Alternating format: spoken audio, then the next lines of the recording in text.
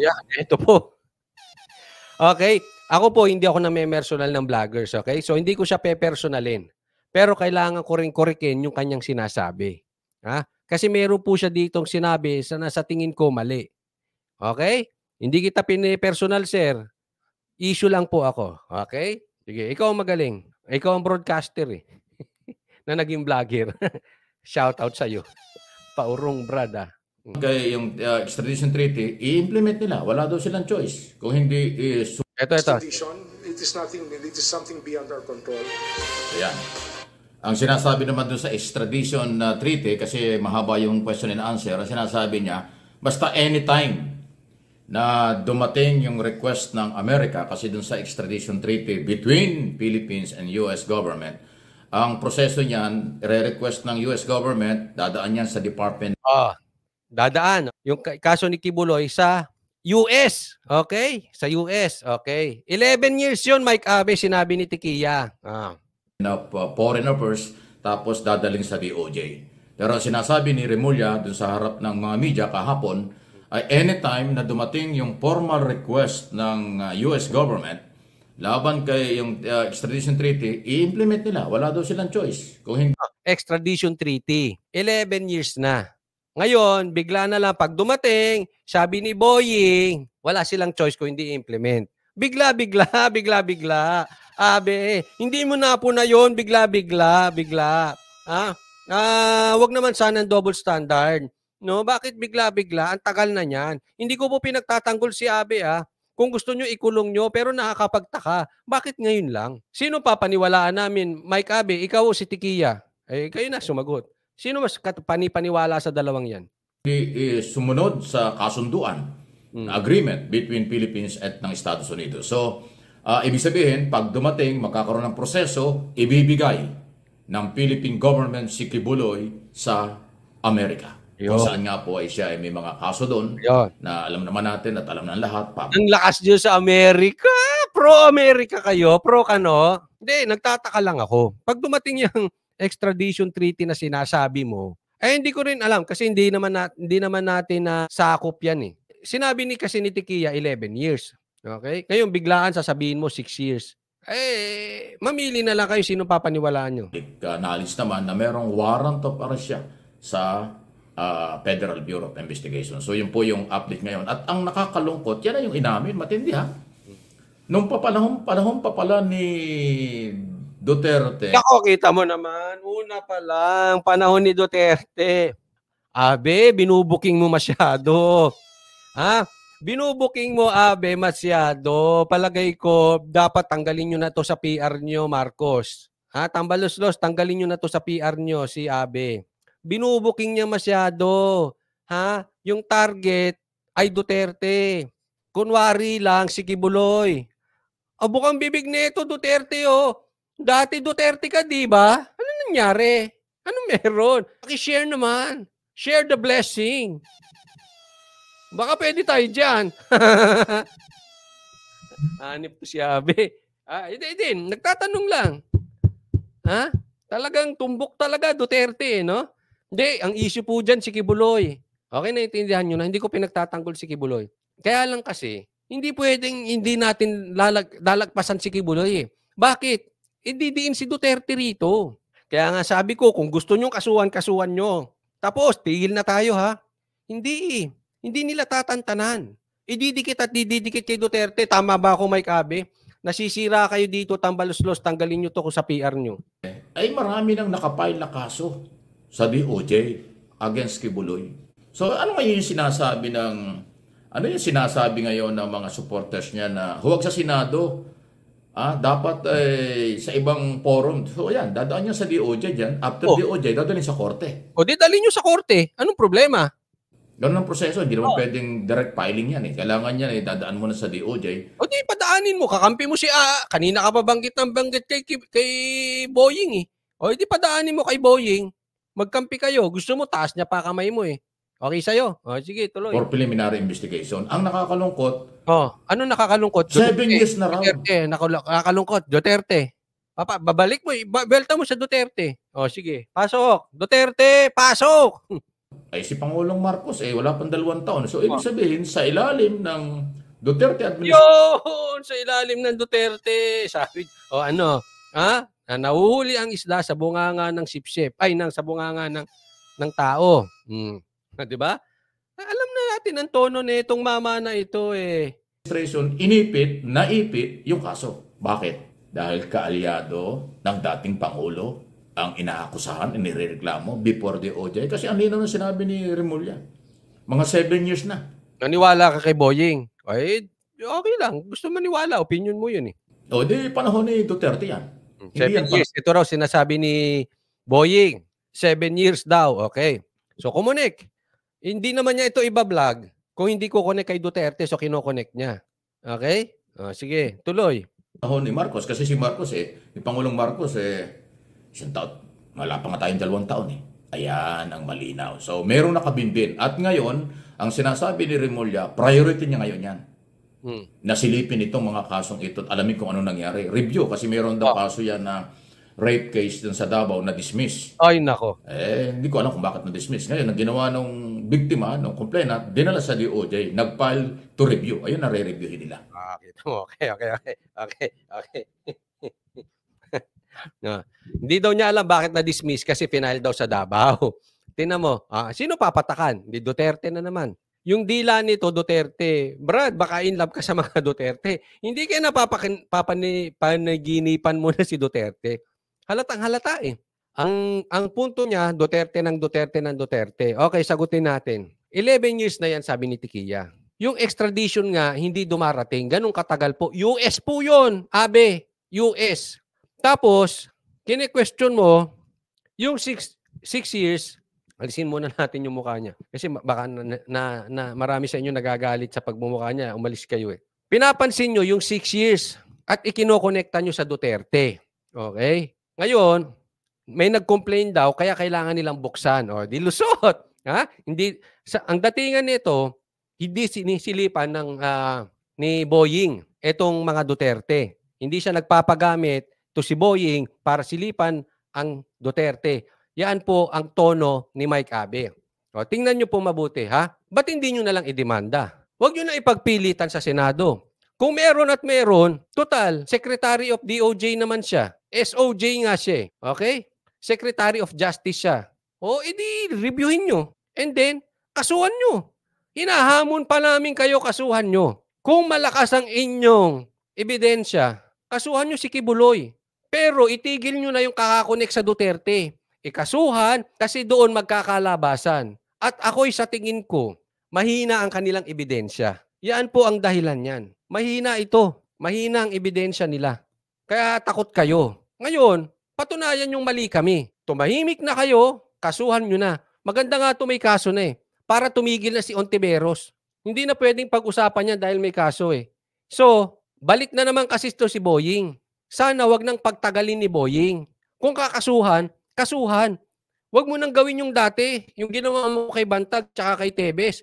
Puro press con. Ang tagal naman dumating nung kaso. Tahimik na lang, kasuhan nyo agad. Tapos ang istorya. Manahimik na si Ontiveros. Okay ba tayo doon, Abe? Pero nagtataka, 11 years wala. Wag nyo sabihin biglang darating ang extradition kay Kibuloy. Abe, napakawalang utang na loob. SMNI ang tumulong sa Uniteam. Baka po nagkakamali kayo, Abe. At yung kung hindi ako SMNI ang tumulong sa Uniteam. Anong nangyayari sa inyo? Bakit galit na galit kayo sa Duterte? Bakit takot na takot kayo sa Duterte? Bakit binabato nyo ng putik ang Duterte? Hindi, tanong ko lang, hindi ba kaya manalo ng amo mo nang hindi nang babato ng putik? Tanong lang, hindi ba kaya manalo ng amo mo nang hindi namimigay ng bigas? Tanong lang. Kakamali, yung na-dismiss ang kasong yan ay yung di umano alias Amanda na humarap dun sa committee hearing sa Senado. So, nasa DOJ na pala yung kaso for review. So, re-reviewin ni Secretary Remulla. Ibig sabihin, huhukayin nila yung halos 7 taon daw na nakabinbin, hindi gumagalaw, na reklamong sexual harassment at iba pa laban kay Kibuloy. So, ganun pala. Ano ibig sabihin nito? Pinagtakpan siya ng mga dating DOJ at Secretary? Sino ba ang nandyan ng araw? Si Aguirre, Secretary Aguirre at saka Secretary Guevara, ngayon Solicitor General. Yung dalawang yung nagpalitan doon, di ba? Unang inappoint dyan si... Pa niya hindi Dami mo nang pinagbintangan, Abe ha. Bakit ano? Again, dikit sa Duterte, 'di ba? Ay, halatang-halata, Abe. Nilalaglag mo yung mga kasamahan mo, nahahalata kayo. Nang dahil sa iyo, Abe, nahahalata kayo. Italiano Aguirre as Justice Secretary. Tapos nawala siya, galit yan si Guevara. Si Guevara ngayon, nang matapos ang term ni Duterte, siya ngayon ay kinuha naman ni Pangulong Marcos as Solicitor General. So naipit dun sa dalawang dating sekretary. Ngayon, sabi ni Remulla, dahil mukhang nakarecover na dun sa kanyang nararamdaman, may sakit nga daw siya, ayun ang kanyang titingnan ngayon. Okay, ito ang masasabi ko sa inyo. Tingnan nyo mabuti. Kasi yung mga ibang palusot na mga dating maka-Duterte, nagpalusot yan eh. Sabi nila, kailangan respetuhin natin ang administrasyon. Yan po ang litanya nila.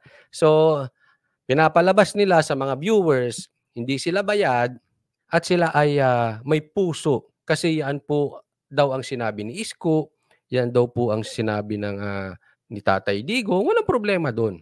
Dapat naman talaga respetuhin at suportahan ang administrasyon. Pero ito bang sinasabi ni Abe na ito? Yang tono bang yan? Yan ba ay pagsusuporta lang sa administrasyon? Hindi po. Yan ay pagbato ng putik sa Duterte. Naintindihan niyo po? Kaya yung mga palusot ng mga ibang vloggers, parehas ng tono nitong si Abe. Huwag po kayong magpabudol sa mga yon na sinasabi nila, respetuhin ang administrasyon, suportahan ang administrasyon. Iba po yung pagrespeto sa administrasyon, iba yung pagsuporta sa administrasyon, at lahat ng bagay ay ididikit mo sa Duterte. Magkaiba yun. Pwede mong respetuhin ang administrasyon nang hindi mo kailangan lahat ng bagay ibinabuelta nyo sa Duterte. Kulang na lang yung namatay na ipis at daga sa bahay ninyo, kasalanan ni Duterte. Lahat po kinukunik kay Duterte.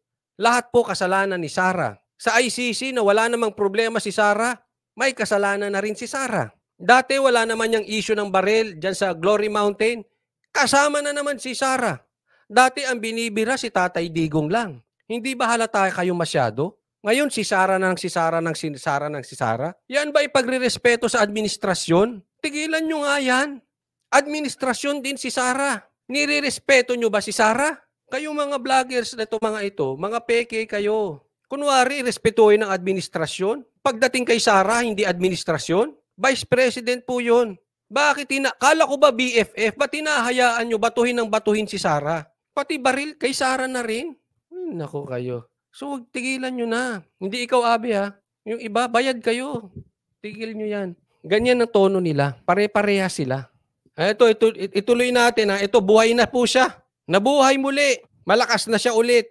From justice, he does not want to go home. So, it's considered final. February 8. Malakas na rin. Malakas na ulit si Boying. Ang uno, binira. Number 1, Tebes. 2024, inilabas Kailangan nila to si Boying eh. Kasi kailangan nila dyan sa DOJ, kailangan nila yung pang presscon eh. Kasi pag nagpapa-presscon araw-araw, itong mga kamera, sinasabi ng mga senador, wala kaming panahon para magpa-presscon araw-araw. O eto na, yung original, Mr. Presscon Boy. Malakas na. O anong ginawa? Presscon agad. ng Korte sa Maynila ang utos para sa Department of Foreign Affairs na kansilahin ang passport ni expelled Congressman Arnolfo Arnaiz Jr. Mainit to kayo. Ayon sa Department of Justice o DOJ, 15 araw lamang ang hihintayin at kung walang anumang apela na ihahain sa korte ay maging pinal na ito. At dahil hindi nagpakita si Tevez at wala ring musyon ang kampo nito, ayon kay DOJ Secretary Crispin Remulla, Belen, grabe ka naman, Belen. Oh my gosh, ba't pa nabuhay? Sorry. Kaya natin mabuhay. Pampira. pinal na ang kautusan maliban na lamang kung may desisyon ang mas mataas na hukuman sa darating na panahon kapag sumuko o may jurisdiksyon na ang Pilipinas sa dating mambabatas. He has not appeared before the courts to contest the petition for the cancellation of Parang nangayayat si Boying no? Ewan ko nangayayat tsaka nangitim. O baka ilaw lang. Hindi. Baka lang. of the passport. Therefore, he has no personality to even appear in court and to Kulang yung ilaw. Oo. Hindi kasi kahit ako, pag pinatay mo tong ilaw na to, mangingitim, hindi nyo ako makikita. ask for a reconsideration. That's why we consider it final and executory.